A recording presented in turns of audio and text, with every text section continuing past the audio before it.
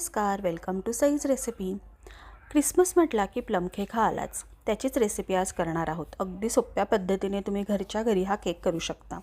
पण रेसिपी सुरू करण्याआधी साईज रेसिपीला सबस्क्राईब करा आणि बेल आयकॉनवरही क्लिक करा। व्हिडिओ आवडला तर लाईक नक्की करा।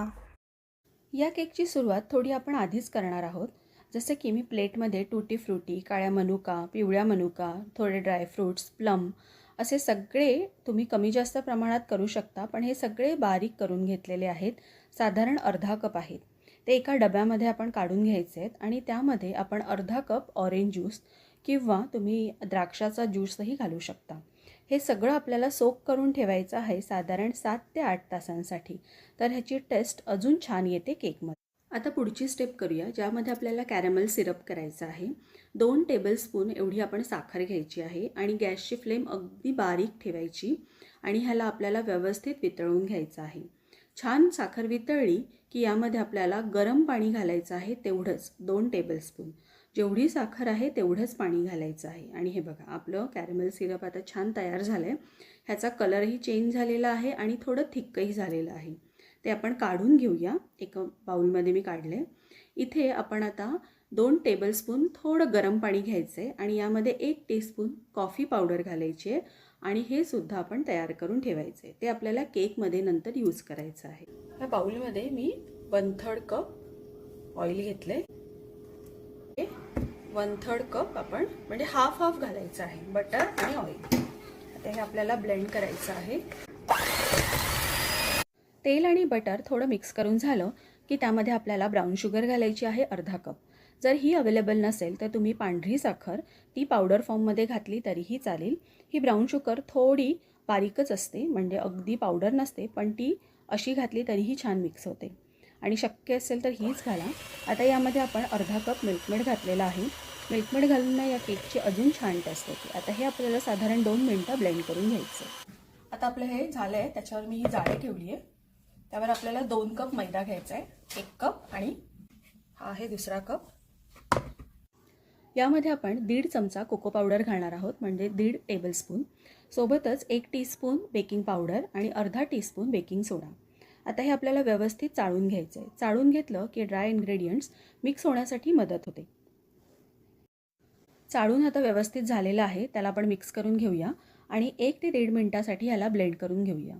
आता हे तुम्हाला खूप ड्राय दिसत असेल, पण आता अजिबात यामध्ये दूध वगैरे ॲड करायचं नाही आहे, कारण आपण बाकीचे जे लिक्विड फॉर्ममध्ये करून ठेवलं आहे ना ते घालायचं आहे, जसं की कॅरमल सिरप।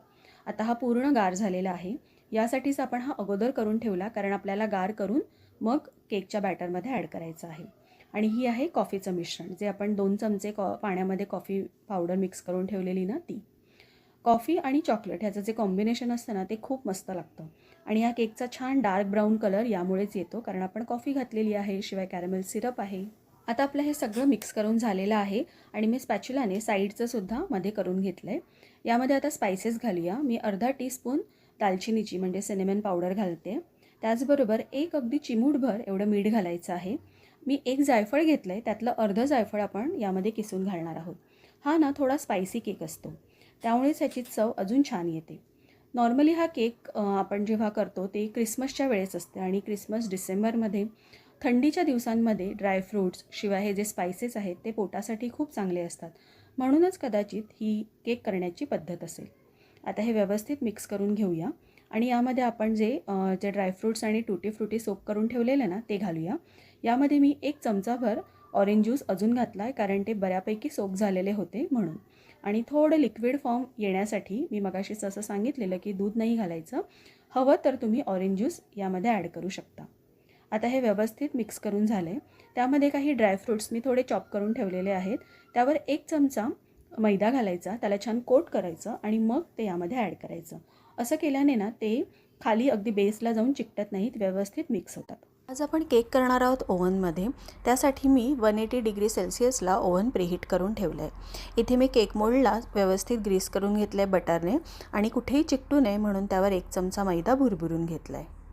आपण हा केक करतो आहे एगलेस, पण छान फ्लफी होण्यासाठी मी यामध्ये 1 चमचा विनेगर घातला आहे. पण काही काळजी करू नका, विनेगर घातल्यामुळे ना हा अजिबात आंबट वगैरे असा होत नाही. पण आपल्याला अगदी सॉफ्ट असा केक हवा आहे ना, म्हणून घातलं आहे. सगळ्यात शेवटी घालायचं आहे. ओव्हनही आपला प्रीहीट झालेला आहे आणि हा जो प्लम केक असतो ना, तो थोडा डेन्स असतो, म्हणजे थोडा हार्ड असतो. त्याला थोडा सॉफ्ट होण्यासाठी आपण विनेगरचा वापर करायचा आहे. व्यवस्थित मिक्स करून झालं आहे आणि आपण जे ग्रीस केलं आहे त्या मोल्डमध्ये आपण ह्याला पोर करून घेऊया. 3 ते 4 वेळा याला व्यवस्थित टॅप करून घेऊया, म्हणजे सगळे एअर बबल्स निघून जातील. आणि यावर पुन्हा आपण डेकोरेट करूया ड्रायफ्रूट्सने, कारण प्लम केक म्हणजे खूप सारे ड्रायफ्रूट्स. तुम्हाला जशी हवी तशी डिझाईन करू शकता.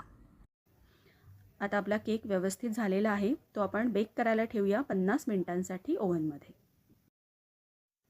50 मिनटं झाली, त्यानंतर 10 मिनिटांनी मी बाहेर काढून ठेवलेला आहे. आता हा खूप गरम आहे. आपण चेक करून घेऊया. हे बघा, अजिबात कुठेही लागलेला नाही आहे स्टिकला, म्हणजे आपला केक झालेला आहे. पण हा खूप गरम आहे, त्यामुळे हा आत्ता डिमोल्ड करायचा नाही आहे. यावर आपण गरम असतानाच ना एक नॅपकिन घालायचं आहे, म्हणजे वरून तो ड्राय नाही होत आणि कडकही नाही होत. 1 तास झाला आहे आणि आपला केक छान गार झालेला आहे. साईड्सही बघा सुटलेल्या आहेत, पण सेफर साईड म्हणून मी सुरीने साईड्स थोड्या लूज करून घेते आणि आपण हा नंतर डिमोल्ड करून घ्यायचा आहे. सगळ्या स्टेप्स व्यवस्थित फॉलो केलात ना, तर हा केक इझिली तुम्ही घरी करू शकता. हे बघा, मस्त झालेला आहे आणि आपल्या जे मोल्ड आहे त्यालाही काहीही चिकटलेला नाही आहे. त्यामुळे तुम्ही पण नक्की करून बघा आणि कसा झाला तो सांगा. खूप छान टेस्ट होते, तुम्हालाही नक्की आवडेल आणि अगदी बेकरीसारखा केक तुम्ही घरच्या घरी करू शकाल.